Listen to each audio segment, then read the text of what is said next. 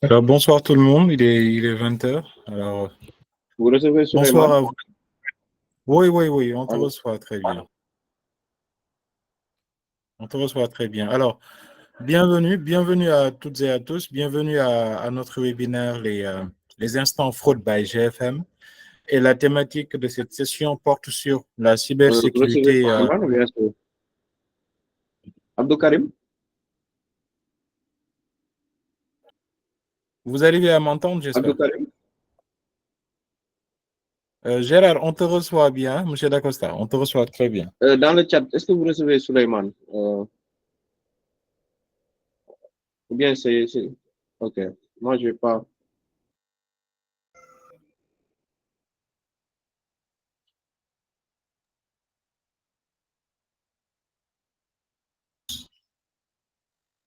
Gérard, c'est bon à ton niveau?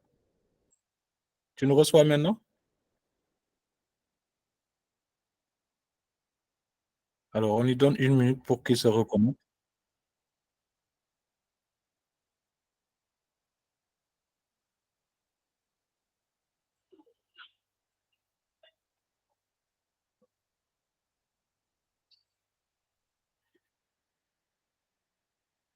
Allô? Vous me recevez maintenant? Souleymane, tu peux parler pour voir?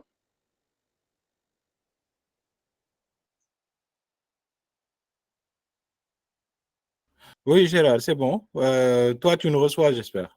Oui, là, je vous reçois, c'est bon. Ah, super. Alors, on peut démarrer.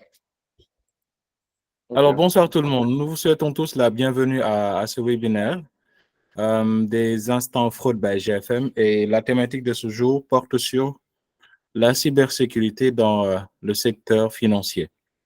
Alors, comme vous le savez tous, avec l'augmentation de certaines menaces en ligne, les institutions financières sont naturellement confrontées à des défis sans précédent pour protéger leurs données sensibles et ainsi assurer la sécurité de leurs transactions. Les cyberattaques deviennent de plus en plus sophistiquées et il est crucial de comprendre comment les anticiper et répondre à ces types de risques. Et pour nous éclairer sur ce sujet, nous avons l'honneur d'accueillir M. Dacosta. Sans plus tarder, M. Dacosta, je vous passe la parole pour nous éclairer sur ces questions cruciales. Vous avez la parole. Merci, Monsieur Diouf. Merci, Monsieur Diouf, de m'avoir donné la parole. C'est tout un honneur pour moi hein, de me tenir devant cette assemblée, cyber-assemblée, pour pouvoir animer ce webinaire qui porte sur la cybersécurité, mais dans le secteur financier. Donc, je pense que nous allons faire un voyage ensemble. Nous allons essayer de comprendre les concepts, d'avoir des idées. Je pense même dans l'assemblée, il y a des personnes qui pourront aussi compléter mon travail parce que n'importe quel travail que vous voyez est toujours incomplet. Donc, c'est une esprit d'équipe qui permet vraiment de pouvoir s'entraider. Donc, sans plus tarder, la cybersécurité dans le secteur financier. Comme sommaire que j'ai proposé, il y aura une petite introduction, généralité sur la cybersécurité, l'importance de la cybersécurité dans le secteur financier, les menaces spécifiques au secteur financier, cas d'études cyberattaques récentes sur le secteur financier, les réglementations et normes de sécurité, stratégie de protection en cybersécurité et l'avenir de la cybersécurité dans le secteur financier. Donc, j'espère que vraiment ce sera à la hauteur de vos attentes. Donc, comme introduction, il faut M. d'abord Dacosta? savoir... Allô, oui? Oui, excusez-moi, juste permettez-moi de faire part à l'assistance qu'ils auront l'occasion d'intervenir pour les séries de questions-réponses et on leur donnera le feu vert dès que ce sera bon. Ce sera après votre présentation et après la présentation de GFM. Ça, j'ai omis de le notifier. Merci. Vous pouvez poursuivre. Merci beaucoup. Merci beaucoup. Donc, comme introduction, nous savons que dans la vraie vie, il y a des personnes mal intentionnées qui vraiment parfois viennent tenter de vous nuire physiquement pour pouvoir prendre vos biens. Et parfois, leur motivation, c'est l'argent.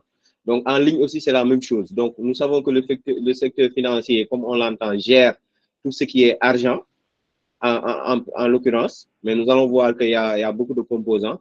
Mais le principal atout, c'est l'argent. Donc, ça attire des personnes en ligne, surtout, qui sont nommées cybercriminels. Et nous savons que de nos jours, même si vous ne l'avez pas vu, vous avez entendu que le secteur financier est victime de nombreuses cyberattaques.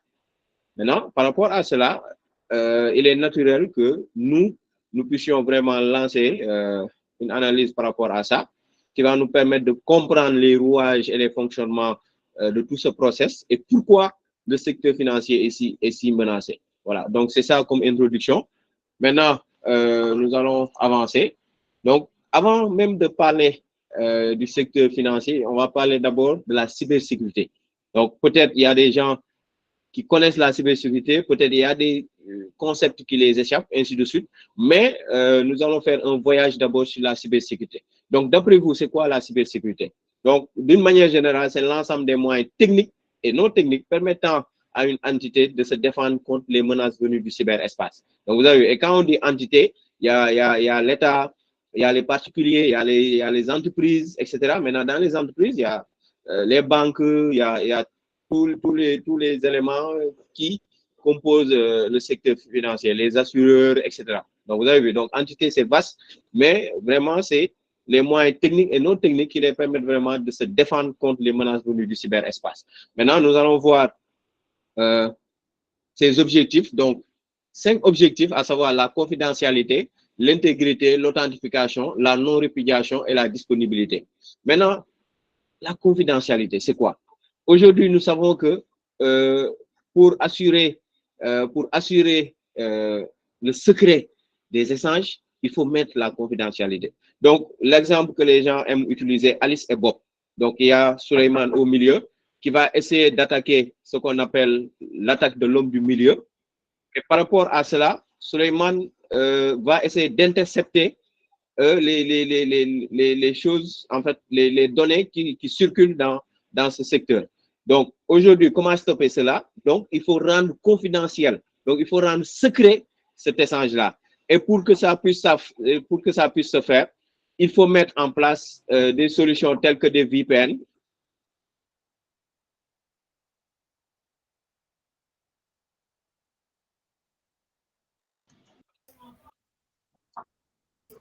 Gérard? Excusez-moi, j'arrive. D'accord, ok.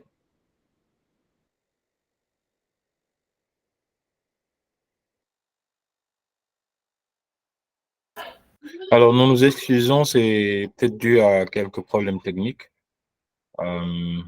Il vous revient tout de suite. Hello, je suis là. Oui, c'est bon, on te reçoit. J'avais quelqu'un qui s'appelle à la porte là, donc il insistait. D'accord, okay. On pensait que c'était un souci technique. Voilà, donc bon, par rapport à la confidentialité, comme je l'ai dit, c'est l'art de rendre secret les échanges. Maintenant, comment le rendre secret? Il faut mettre en place un VPN, un tunnel VPN. Donc ça, c'est des exemples qui vont permettre de pouvoir que les personnes qui sont concernées qu'ils puissent échanger leurs données en toute sécurité. Maintenant, si la personne qui n'est pas concernée essaie d'intercepter les données, il doit avoir les clés de déchiffrement. Donc, parce que les messages qui sont à l'intérieur de ce tunnel sont chiffrés. Et donc, les personnes qui sont dans chaque bout, ils ont les autorisations nécessaires pour pouvoir déchiffrer ces données pour pouvoir les lire. Voilà, donc c'est ça que vous devez vraiment comprendre dans la confidentialité. Maintenant, après cela, qu'est-ce qui vient? L'intégrité. Donc, il faut savoir que tout système que vous voyez n'est pas sûr à 100%. Donc, aujourd'hui, peut-être l'hacker a trouvé un moyen de s'introduire peut-être dans ce tunnel VPN et peut intercepter ces messages-là et peut essayer de les modifier. Maintenant, la cybersécurité doit s'assurer de rendre intègre ces messages-là. Ça veut dire que si j'envoie à Suleiman, salut Suleiman, j'espère que tu vas bien, Suleiman ne va pas recevoir, par exemple, salut, je te déteste, je veux que tu ne sois plus mon ami. Donc, ça, c'est des intentions. Maintenant, la cybersécurité doit s'assurer de cela. Donc, c'est pourquoi aujourd'hui, ils utilisent plusieurs autres chemins, de telle sorte que s'il détecte une altération des messages, il pourra revenir à la source et voir si le message est authentique ou pas et pouvoir vraiment donner le vrai message. Après cela, il y a l'authentification. Donc, tout système qui se respecte doit faire l'objet au moins d'un login et d'un mot de passe. Donc, le login permet de s'authentifier, validé par le mot de passe. Mais de nos jours, un login et un mot de passe ne suffisent pas. Il faut aussi mettre ce qu'on appelle l'authentification double facteur un élément tierce qui va vous permettre, en plus du login et du mot de passe, de pouvoir valider que vous êtes l'auteur du compte. Maintenant, vous avez vu, ces trois processus-là ne suffisent pas.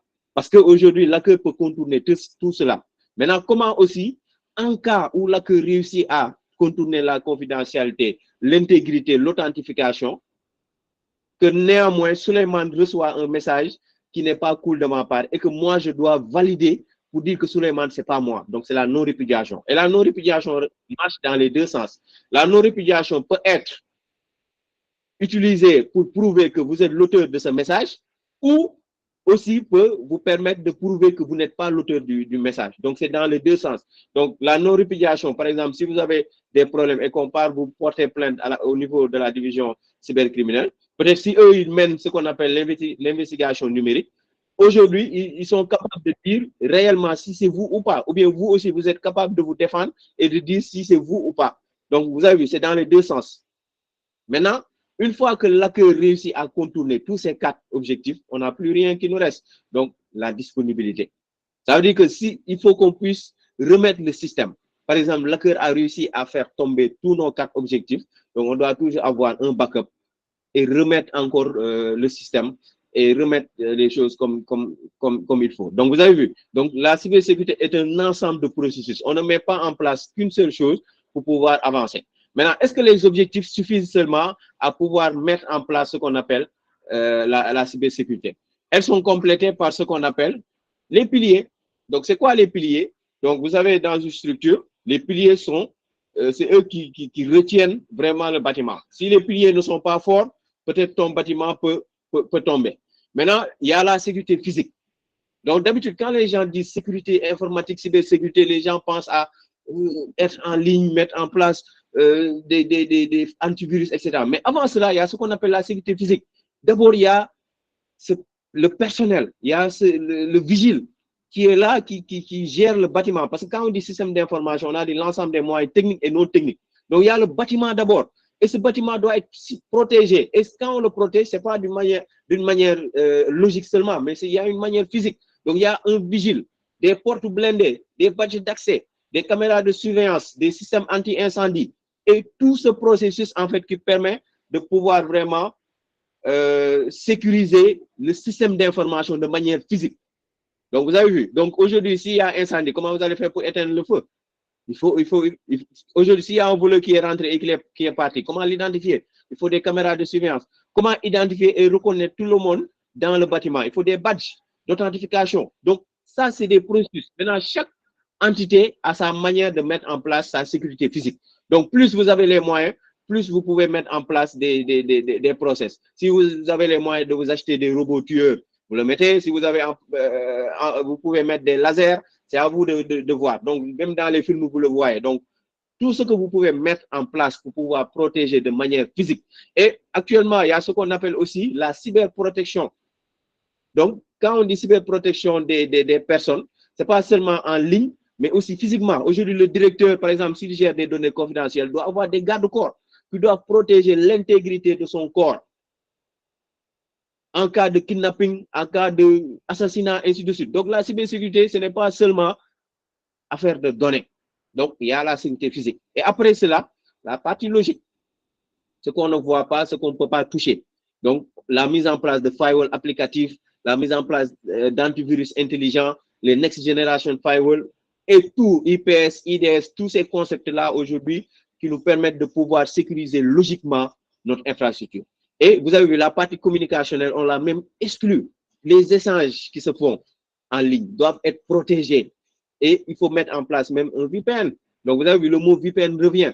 Donc, après cela, ça ne suffit pas. Il faut des textes. Par exemple, si aujourd'hui, je suis sûr que c'est Gilaïtine, le cyberhacker, ou bien j'ai des doutes et que je veux le poursuivre, si votre pays n'a pas de loi en rapport avec la cybersécurité, vous êtes foutu parce que vous ne pouvez pas vraiment poursuivre la personne parce qu'il n'y aura pas des juges qui sont capables de pouvoir dire que voici les textes et règlements par rapport aux fraudes ou aux règlements juridiques. Donc, c'est pourquoi aujourd'hui au Sénégal, on peut être fier. On a la loi du 25 janvier 2008 portant sur la cybercriminalité. Donc, aujourd'hui, c'est ça qui permet qu'il y ait des cyberjuges, il y ait même des écoles qui forment dans le droit numérique.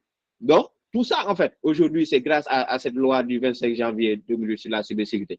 Et après, tout cela, on sait que aujourd'hui, le maillon le plus faible de la cybersécurité, sécurité informatique, c'est l'homme.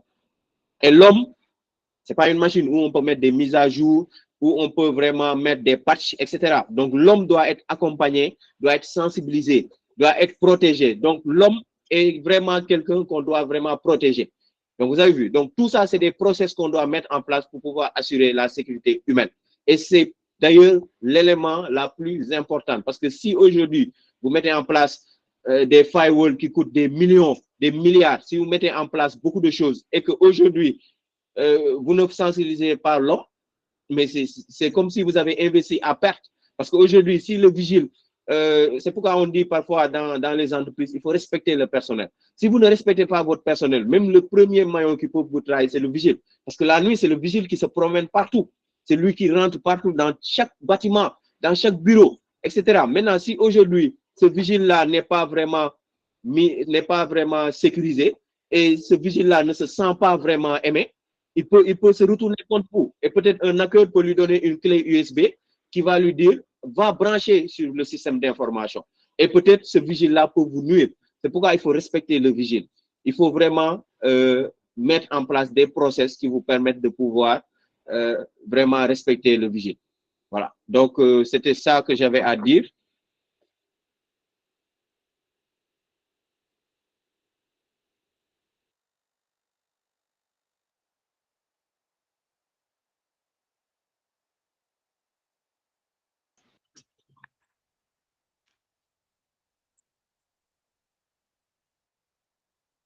Donc, nous allons avancer peut-être sur la partie type d'accueil, donc pour vraiment gagner du temps.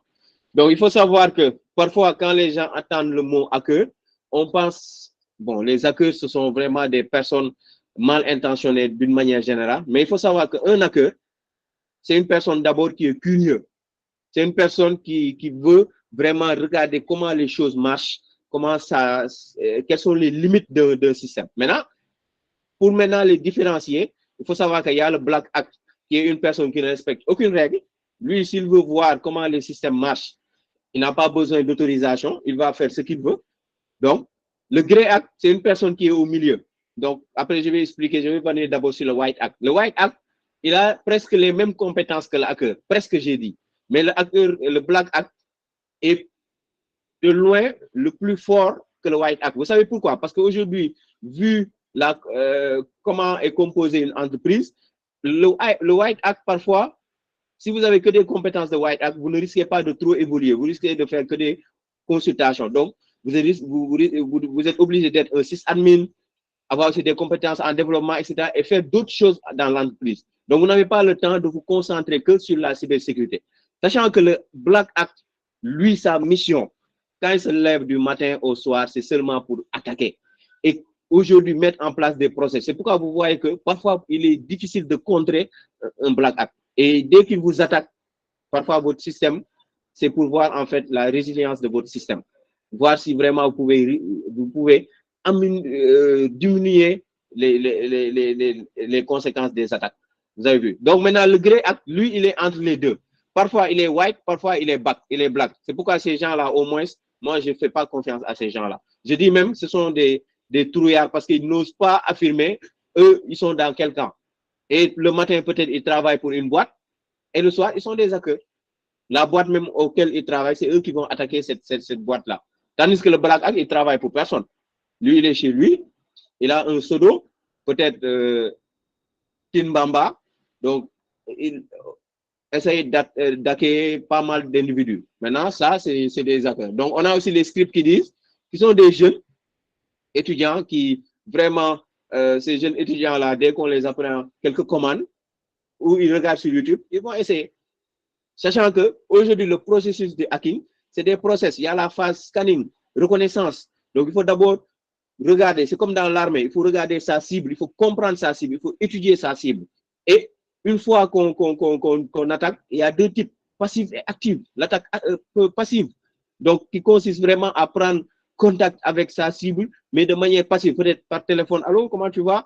c'est Dramé, non, c'est pas Dramé, c'est Gilaïtine. Ah, Gilaïtine, ok, de Patisen. Non, de NCA Technologie. Ah, ok. Ah, ok.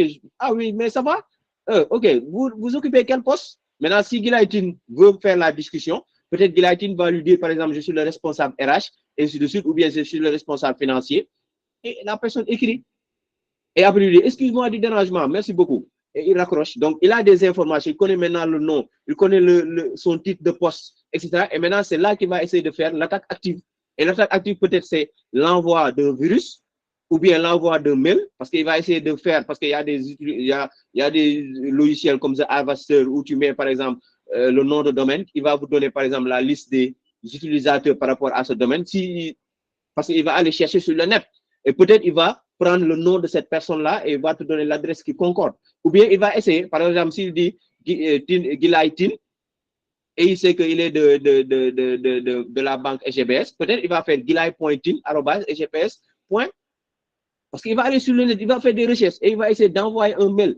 Et à ce qu'on appelle le fraude au président. Il peut envoyer un mail en disant que, en prétextant avec un mail authentique où vous allez penser que c'est le DG, il va vous envoyer un lien et vous allez cliquer et il va prendre contrôle de votre machine. Donc, vous avez vu. Donc, ça, c'est des faits, en fait, qu'il faut éviter. Donc, il y a aussi les cyberterroristes, il y a les activistes. Donc, tout ça, les cyberterroristes, ce sont des hackers, mais qui attaquent des pays. Comme vous entendez les terroristes, maintenant, c'est des terroristes avec des compétences en hacking. Donc, les activistes, ce sont des activistes avec des compétences en hacking. Donc, un peu d'histoire. Donc, pourquoi la cybersécurité a occupé maintenant le débat le débat. Donc, voilà, c'est ça. Merci beaucoup, Chérif Diallo. Merci. Donc, un peu d'histoire. Donc, pourquoi aujourd'hui on parle de cybersécurité? Retenez cette date-là, 2007, en Estonie. Estonie était un pays qui était hyper digitalisé. Et jusqu'à présent, ils sont hyper digitalisés. Maintenant, ils ont eu une cyberattaque d'ordre d'un pays. Donc, les banques, les hôpitaux, les circulations, l'État même était paralysé pendant une certaine période. Et tout un pays était à genoux.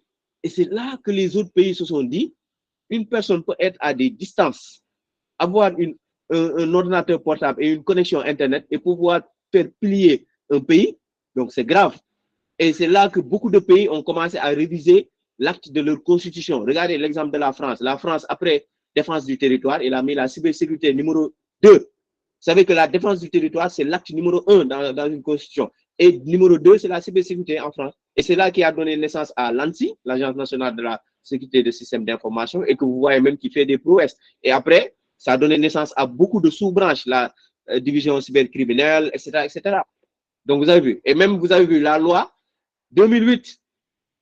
Donc, pourquoi la loi 2008 a été mise en place? C'est parce que les partenaires internationaux du Sénégal ont imposé à l'État du Sénégal d'avoir une loi sur la cybersécurité, cybercriminalité, pour mettre en place un processus tel que la CDP, Commission de protection des données personnelles, parce que la loi sur la protection des données personnelles est sortie. Donc, la CDP est sortie, Commission de protection des données personnelles, la division de lutte contre la cybercriminalité de la police nationale, la plateforme de lutte contre la cybercriminalité de la gendarmerie nationale et beaucoup d'entités. L'ADE a mis en place des départements de cybersécurité, a mis en place le C-Search. Donc, ainsi de suite. Il y a eu beaucoup d'exemples, en fait, beaucoup de chamboulements.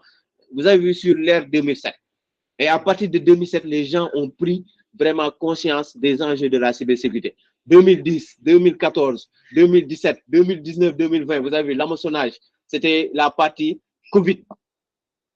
2021, des attaques visant des hôpitaux. Donc, ça, c'est des exemples par rapport à un peu d'histoire. Donc, c'est une frise que j'ai mis en place, mais il y a d'autres frises que vous pouvez tirer, peut-être d'autres exemples que vous pouvez mettre en place. OK? Donc, après quelques chiffres, plus de 7 sur 10 entreprises sont victimes au moins d'une tentative de fraude en 2019. Tentative de fraude plus fréquente, 48 fraudes aux fournisseurs, 29 institutions dans les systèmes d'information. 51% de réactions ou d'initiatives humaines personnelles. Vous avez vu? 51%. Dispositifs que se feront sur l'objet d'investissement, sensibilisation, formation. Donc, vous avez vu, tout à l'heure, je vous disais que la sensibilisation, la formation est très importante parce que l'aspect humain est très important. L'humain est au cœur, c'est le maillon le plus faible d'un système d'information. Donc, il faut le former, il faut l'accompagner, il faut le sensibiliser. FAS. Voilà. Donc, nous allons terminer notre voyage sur la cybersécurité, parce qu'il faut faire vite, hein. Je n'aimerais pas vous retenir ici, mais il y a beaucoup de choses à dire. Aujourd'hui, si même on s'était limité que sur la cybersécurité, je pense qu'on pourrait parler à longueur de journée. Maintenant, là, nous allons aller sur la partie qui nous intéresse, à savoir l'importance de la cybersécurité dans le secteur financier. Maintenant, c'est quoi le secteur financier? Donc, le secteur financier regroupe l'ensemble des institutions et des marchés qui facilitent l'échange de capitaux et de services financiers entre les individus, les entreprises, le gouvernement. Il joue un rôle essentiel dans l'économie en permettant la gestion, la redistribution et la croissance des ressources financières. Ça, c'est une définition que j'ai prise de Google. OK? Donc, peut-être il y a des financiers qui sont ici qui peuvent donner une définition beaucoup plus normale. Maintenant, nous allons parler des composants. Donc, nous avons les banques et les institutions de crédit. Nous avons les assurances, nous avons les bourses et les marchés capitaux. Nous avons les gestions d'actifs, nous avons les institutions de microfinance, nous avons la régulation et la surveillance. Ça, c'est les composants. Et je pense que sur cette liste-là, il y a ceux qui intéressent le plus les cyberbandits, à savoir les banques et les institutions de crédit. Parce que là-bas, ils savent qu'il y a l'argent. Aujourd'hui, après, on va le voir en bas, vous allez voir qu'il y a eu des cas de cyberattaque. Il y a beaucoup de cas. J'ai pris quelques-uns. Pour chaque continent, j'ai pris un qui marque le plus et je vous les montrer. Mais quand vous allez faire des recherches, vous allez voir qu'il y a beaucoup.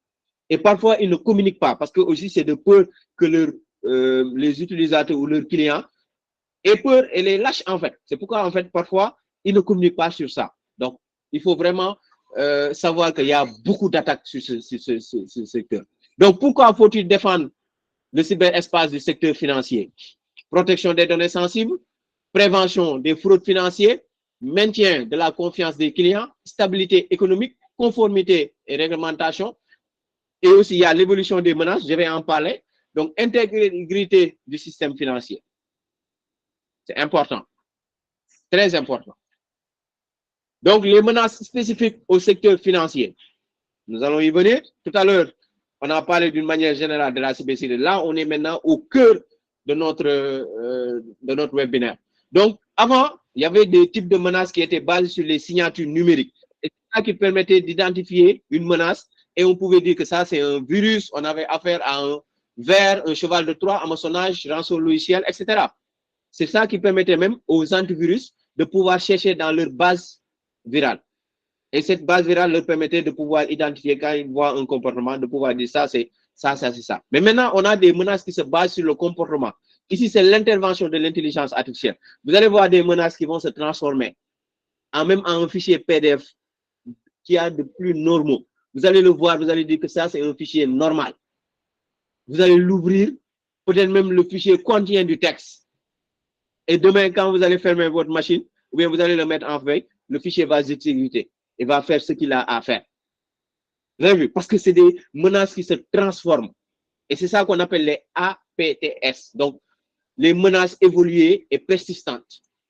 Donc, pour les menaces traditionnelles, on a le phishing et l'ingénierie sociale. Ça, on l'a toujours vécu. Donc, parfois, c'est des gens qui vont vous envoyer des mails, qui vont vous dire, par exemple, envoie-moi ça, je t'envoie ça, ou bien, on l'a vu, ça, on le comprend maintenant. Donc, il y a le manoir et les ransomware. Donc, on crypte vos données, on vous dit de payer. Il y a les attaques DDoS pour pouvoir faire tomber un système, peut-être introduire un virus, parce que quand un système tombe, il faut le redémarrer peut-être et voir ce qu'il a fait tomber. Donc, c'est là que c'est durant cette période où les hackers profitent pour introduire des virus. Il y a les fraudes bancaires en ligne. Donc, il y a les risques liés aux tiers, fournisseurs, partenaires.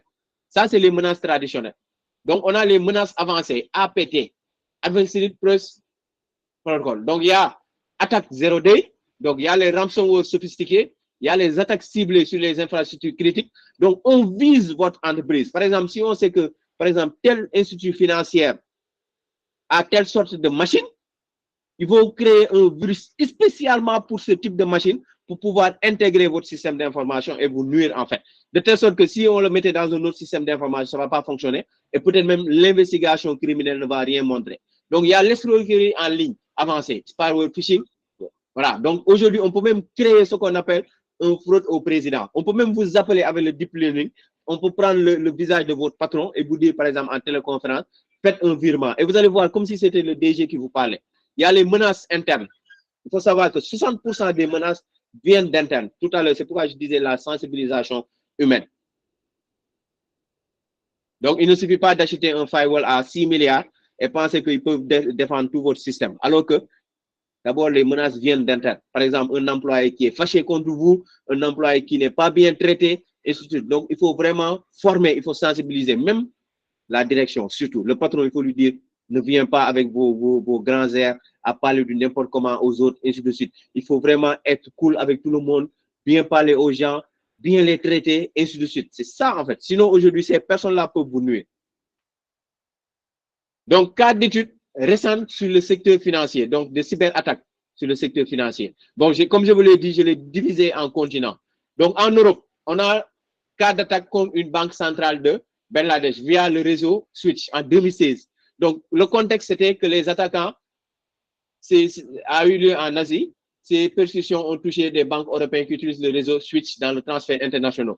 Donc, pour les détails, les hackers ont utilisé un malware. Donc, un malware, c'est un logiciel dangereux, un virus, pour pénétrer le système de banque centrale de Bangladesh, envoyant de fausses instructions de transfert via le Switch. Et ils ont réussi à voler 81 millions de dollars.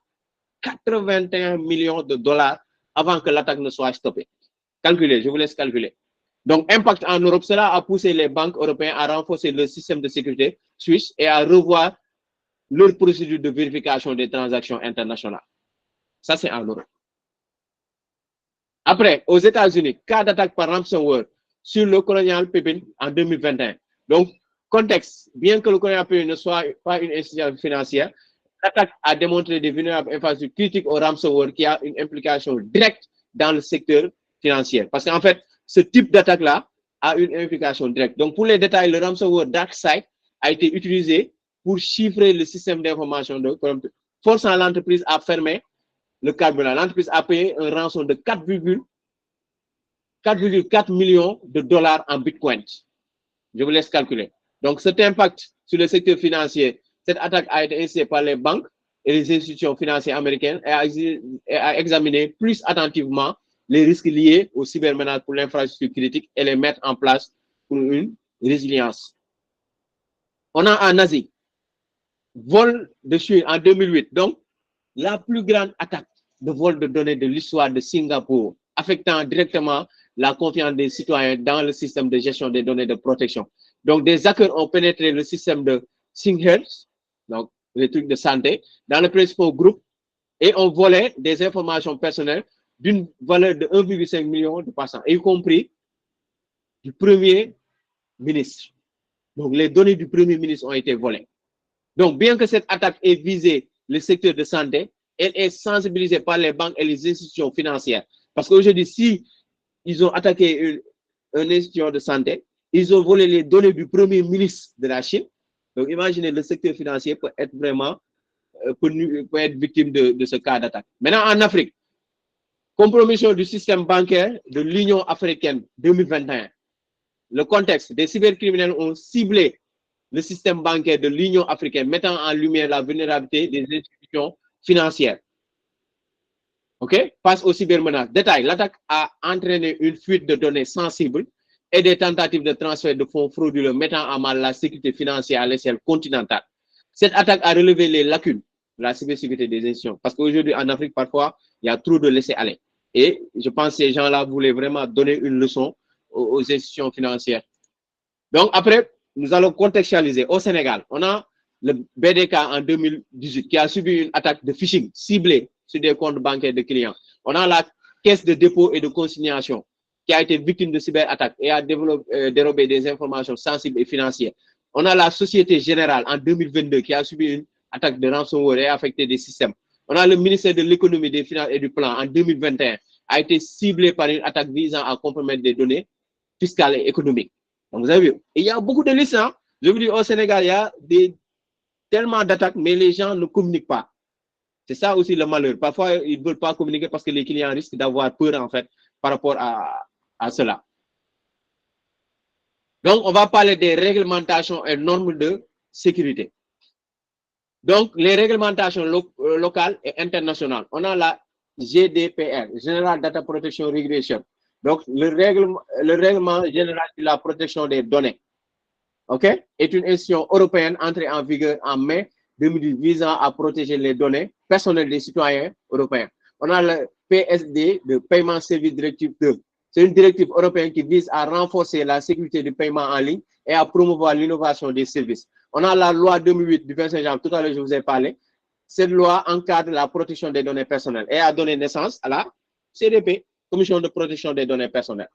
Okay? Après les réglementations, on a les normes de sécurité. On a le ISO 27001, donc qui est une norme internationale spécifique pour les exigences de système de management de la sécurité de l'information. On a le PCIDS, Paiement Carte Industry Data Security. Donc, cette norme est essentielle pour les organisations qui traitent le paiement par carte. Les banques surtout imposent le contrôle de la sécurité strict pour protéger les données titulaires de cartes contre les violations.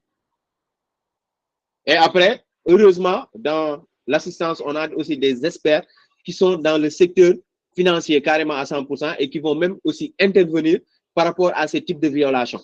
Donc, vraiment, ce webinaire sera très intéressant. Donc, des stratégies de protection en cybersécurité. Donc, il faut savoir qu'on ne peut pas seulement montrer les attaques, montrer que les gens font ceci, font cela, sans parler de protection en cybersécurité. Ça, c'est impossible, les gars. Il faut vraiment qu'on puisse vraiment mettre en place quelque chose. Donc, mesures préventives des firewall next generation. Donc, c'est quoi un firewall? C'est la première barrière de protection. Donc, aujourd'hui, on ne peut pas mettre un réseau Internet sans mettre de firewall. Donc, c'est le premier élément qu'on met juste après l'Internet. Et c'est lui qui va filtrer les connexions entrant et sortant. Et maintenant, de nos jours, on n'utilise plus de firewall conventionnel.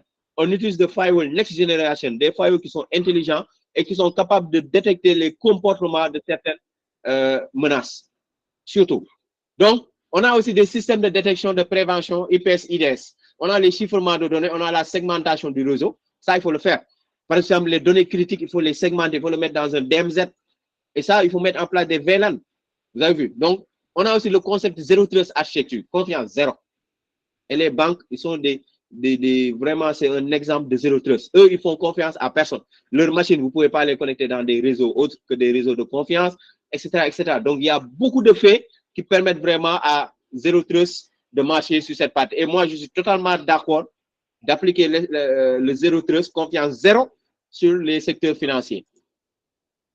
Les réponses aux incidents. Il y a donc des plans de réponse aux incidents, les équipes de réponse rapide, des analyses forensiques.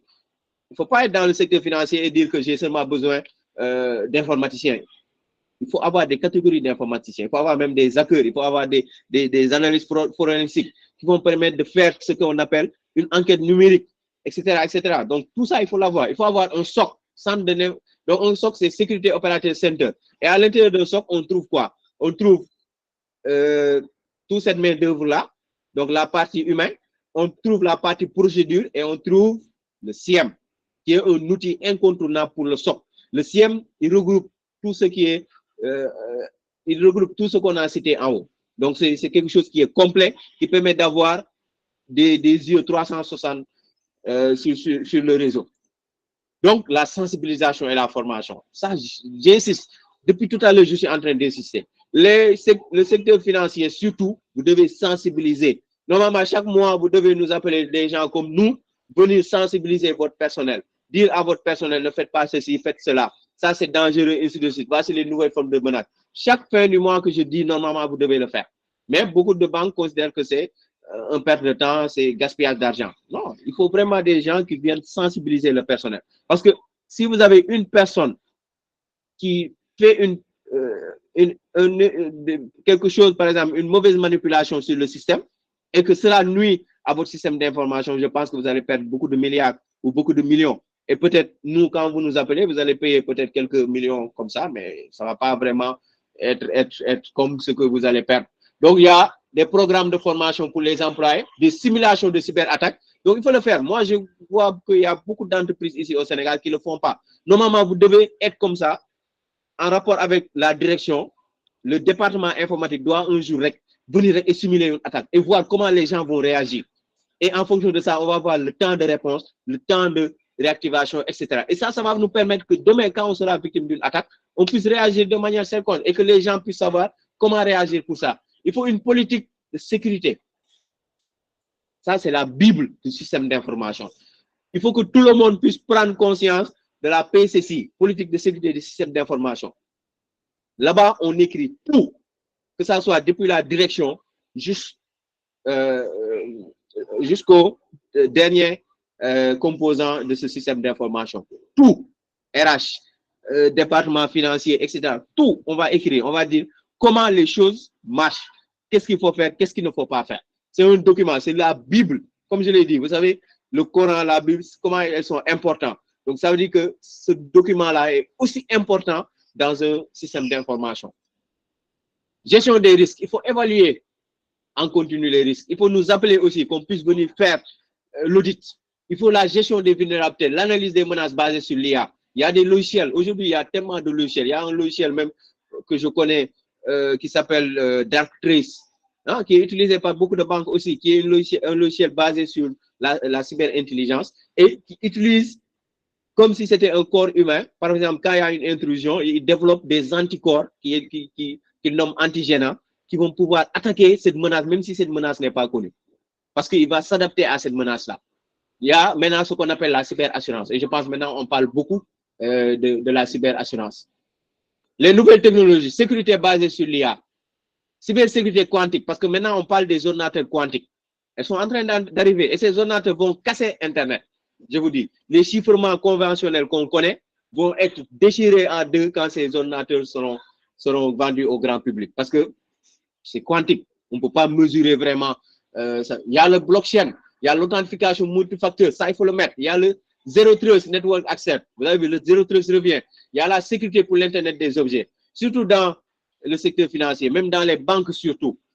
Il y a des portes qui s'ouvrent, il y a les caméras, il y a les détecteurs, des trucs intelligents, IoT. Mais il faut savoir que ces outils-là constituent, augmentent le périmètre d'attaque, la surface d'attaque. Et c'est pourquoi aujourd'hui, en plus du modèle OSI qui a cette couche, il faut essayer de créer une 8e couche où vous allez essayer de transférer tous ces équipements IoT et d'essayer de les surveiller. C'est un exemple. Je ne dis pas qu'il faut modifier le modèle OSI. Hein. C'est seulement créer une 8e couche. Voilà. Ça, après, c'est un débat. L'avenir de la cybersécurité dans le secteur financier. Je pense qu'on commence vraiment à arriver à la fin de notre débat et je suis tellement impatient d'échanger avec vous parce que je sais que là, vous avez tellement faim de pouvoir interagir avec moi et c'est la même chose. Donc, l'avenir de la cybersécurité dans le secteur financier. Adoption accrue de l'intelligence artificielle, on ne peut plus s'en passer, ça, il faut le dire. La cybersécurité quantique, je pense que s'il y a des étudiants qui sont ici, etc., commencez à réfléchir sur ça. Réglementation renforcée, Zero Trust architecture, amélioration de la gestion des identités, IAM, donc utilisation étendue blockchain, cybersécurité basée sur le cloud, sensibilisation et formation continue, collaboration internationale, cyberassurance, protection contre les menaces internes, intégration d'Internet des objets connectés. Et il faut vraiment veiller sur ça parce que ça augmente la surface d'attaque. Plus tu as des objets connectés sur ton réseau, plus ces objets sont vulnérables, plus l'hacker a plus de chances de pouvoir pénétrer ton réseau. Voilà. Merci de votre attention, les gars. J'espère que vous ne vous êtes pas ennuyés par rapport à ma présentation. Et là, je pense que je vais remettre la parole à Souleymane pour qu'on puisse vraiment passer aux séances de questions-réponses. Merci beaucoup. Merci à toi, Monsieur Dacosta. Merci pour ce moment. Merci pour cette présentation éclairante et détaillée. C'était fascinant de voir comment c'est... Bon, fascinant d'une certaine manière parce que déjà, on se dit qu'on est en banque, on a pas mal de sécurité derrière, mais si on se rend compte que même pour des objets connectés, comme tu viens de le dire tout à l'heure, la caméra et d'autres objets connectés peuvent être même des sources de menaces, je pense que ça doit plus faire peur à pas mal de personnes. Alors, merci pour cela. Donc, je m'en vais vous présenter celui qui a vraiment voulu nous gratifier de son temps aujourd'hui pour nous présenter, pour être notre formateur de ce jour. Alors, Monsieur Dacosta, Gérard, c'est un passionné de l'informatique, comme vous le savez, et Il a fait ses débuts par la maintenance et ensuite des réseaux et un peu de programmation. Présentement, il s'est spécialisé en sécurité informatique. Pour ceux qui ne le savent pas, M. Dacosta est président de DARE IT, une communauté qui a pour but de promouvoir l'informatique au Sénégal, mais également il est l'initiateur du projet New Young Informatique. M. Dacosta, sur son parcours professionnel, il a été responsable projet marketing et IT, mentor à ISMD Technologies. Il a également été au niveau de l'Agence de l'informatique de l'État, qui, je pense, a changé de nom maintenant. N'est-ce pas? L'Agence de l'informatique de l'État, oui. Le nom a changé. Maintenant, on parle de... Sénégal numérique. Oui, Sénégal numérique. Merci beaucoup. Alors, il a été là-bas. Il est également au niveau de IT for Life comme administrateur réseau et système, en même temps aussi formateur. Il est le responsable du département cybersécurité de Global Fraud Management. Alors, parlant de Global Fraud Management, pour ceux qui ne le savent pas, Global Fraud Management est une entreprise spécialisée dans la fourniture de solutions pour la sécurité et la gestion des risques dans le secteur financier et dans la cybersécurité. Nos équipes sont composées d'experts dans la gestion de la fraude avec plus de 10 ans d'expérience pour la plupart. Et nous sommes répartis dans 4 pays. Nous sommes au Sénégal, en France, au Canada, ainsi qu'au niveau du Madagascar. Global Fraud Management vous aide à mieux optimiser vos process et à atténuer les pertes potentielles liées à la fraude monétique, à la fraude télécom, à la fraude MFS, au risque opérationnel et à la cybersécurité, à l'accompagnement des forces de l'ordre. Alors, nous proposons une gamme complète de services qui naturellement est adaptée au service du client.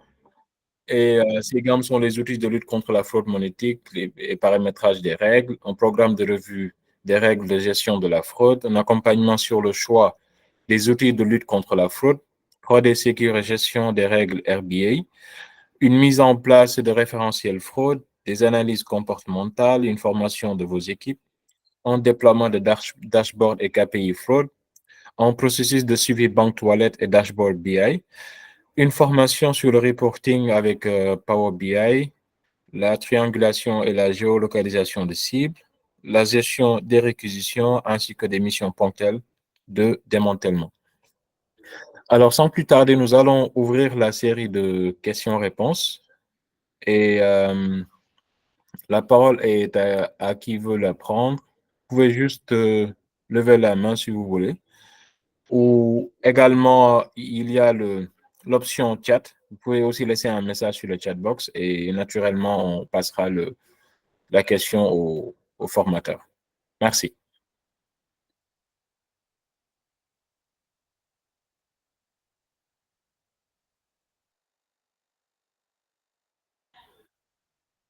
Alors, Monsieur Dacosta, je vérifie déjà si on n'a pas de questions sur le chat box. Je n'en vois pas. Non, je n'en vois pas pour l'instant.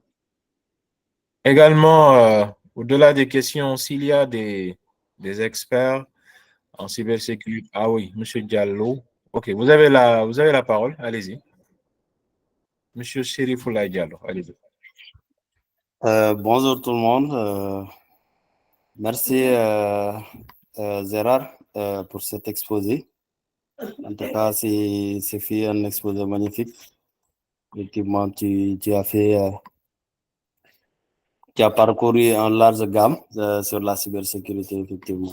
Voilà, moi, je voulais juste apporter quelques contributions par rapport aux stratégies de la menace, de la protection. Voilà. Allô, vous m'entendez? Oui, on vous reçoit très bien, allez-y. D'accord, ok. Donc, face à la recrudescence effectivement des menaces actuelles, il faut que les organisations puissent avoir en fait, ou bien puissent faire du renseignement sur les menaces. Voilà, et ces renseignements-là, c'est communément appelé les CTI. Voilà, Cyber Threat Intelligence. Ces renseignements-là, c'est notamment la collecte des informations sur les menaces qui pèsent sur votre système d'information, via un ensemble, en tout cas, de sources.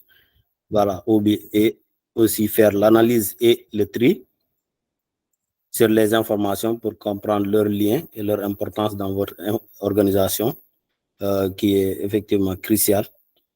Ensuite, de d'injecter ces informations-là dans votre analyse de risque afin d'identifier quelles vulnérabilités ces menaces pourraient exploiter. Voilà, faire de la prévention et de la détection, effectivement, comme Gérard l'a dit tout à l'heure aussi. Voilà, donc je pense que ça aussi, c'est très important, en fait, pour une stratégie de protection. Alors, je voulais apporter cette contribution-là Merci à vous. par rapport à ce qui Merci a beaucoup. été dit.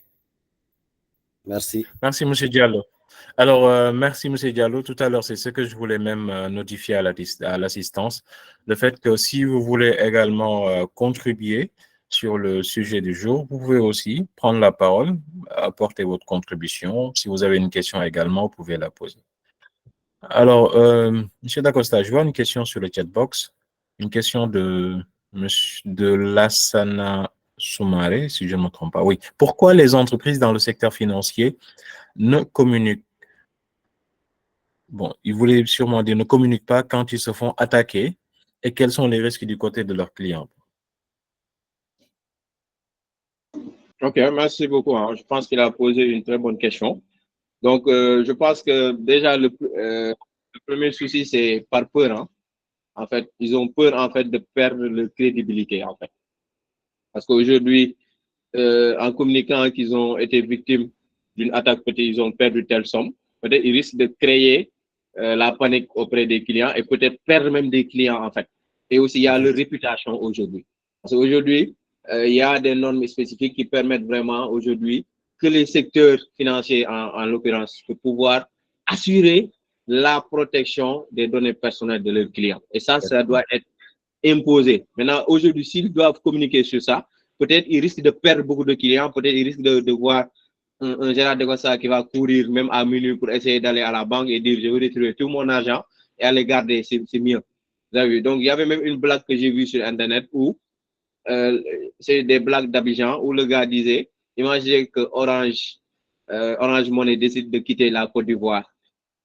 Qu'est-ce que vous allez faire? Et maintenant, il y a quelqu'un qui a commenté en disant, tout commence par des rumeurs et ici c'est à Côte d'Ivoire. Mieux vaut j'ai aller vider tout mon compte. Vous avez vu? Donc c'est juste pour faire cette relation-là en fait. Il faut savoir parfois, si tu regardez tout à l'heure les exemples que j'ai donnés, 81 millions de dollars. Calculez c'est combien. Donc il y a là, les gens risquent de paniquer. Donc la réputation, ces types de panique, etc. Donc c'est ces causes-là en fait. Et aujourd'hui il y a l'entreprise qui peut être victime qui peut être victime en fait de poursuites judiciaires. Il y a beaucoup de choses en fait qui vont entrer derrière, des enquêtes judiciaires, etc. Donc c'est pourquoi en fait eux, parfois ils n'aiment pas vraiment communiquer sur tout ce qui se passe en fait par rapport à leur cyberespace.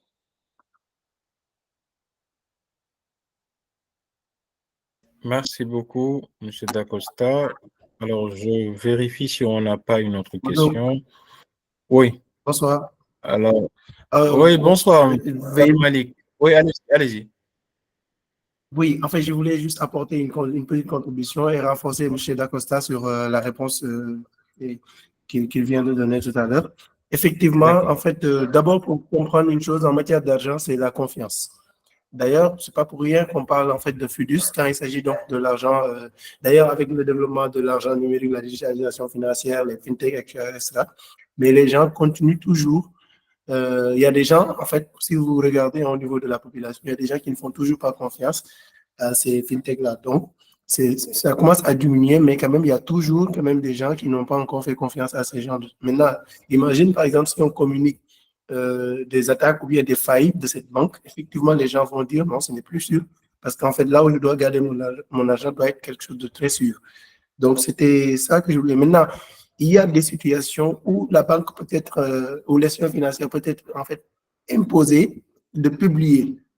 Si, par exemple, il s'agit des blanchiments de capitaux, les blanchiments de capitaux, par exemple, si la banque a été attrapée, donc sur ça. Par exemple, si le CENTIF, par exemple, pousse à... On peut aller, les sanctions peuvent aller même jusqu'à ce qu'on lui demande maintenant de publier ça sur son site Internet. On a fait l'objet on a été sanctionné par du fait qu'on a accepté le blanchiment de capitaux, etc., etc. Donc, c'est pour ça, c'est seulement dans cette situation actuellement, on peut imposer à l'institution financière de publier donc ces informations-là et peut-être faire fuir aux gens.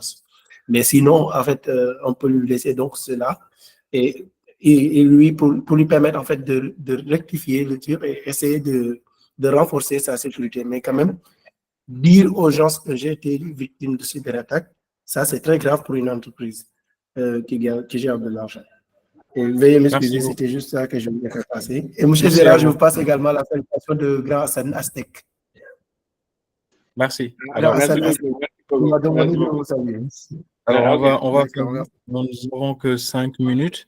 Alors, M. Dacosta, je vois une question. Moïse Diba, il dit, est-ce que le Sénégal a une fois subi ces genres d'attaques dans le secteur financier? Je pense l'avoir vu tout à l'heure. Donc, ça, je pense que sur la présentation, oui. On a mentionné qu'il y a certaines banques qui ont subi ces attaques. La AGB, si je ne me trompe pas, la BDK et même le ministère de l'Économie et des Finances. Donc, personne n'est épargné, comme on dit.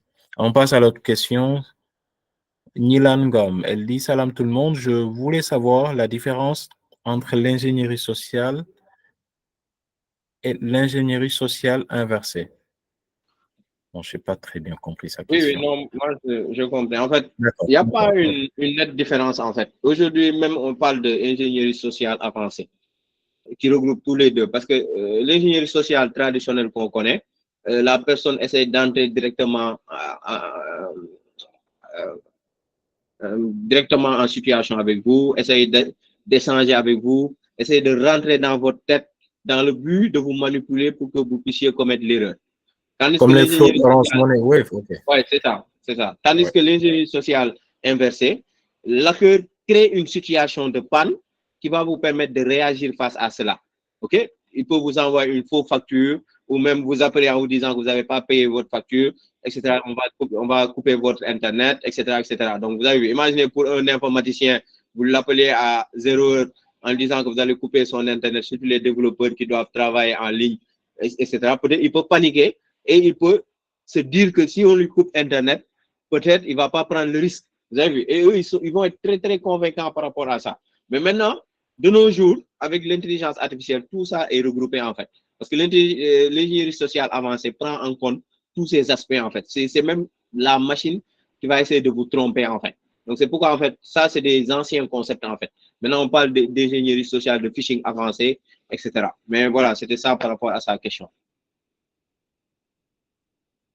D'accord, merci beaucoup. Alors, pas de main levée, pas une autre question. Je rappelle qu'il ne reste que 2 minutes avant que cette session puisse être clôturée.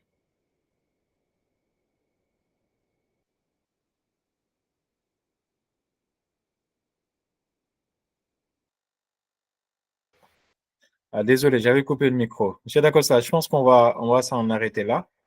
Comme on n'a pas de main levée ni d'autres questions dans le chat box, on a respecté le timing, 1 heure pile. Merci à vous et on se dit à bientôt pour d'autres sessions de Global Fraud Management, des sessions qui vont parler de cybersécurité ou de fraude ou qui concernent le secteur financier. Merci et très bon week-end à tout le monde. Au revoir. Merci, M. Dacosta. Au revoir.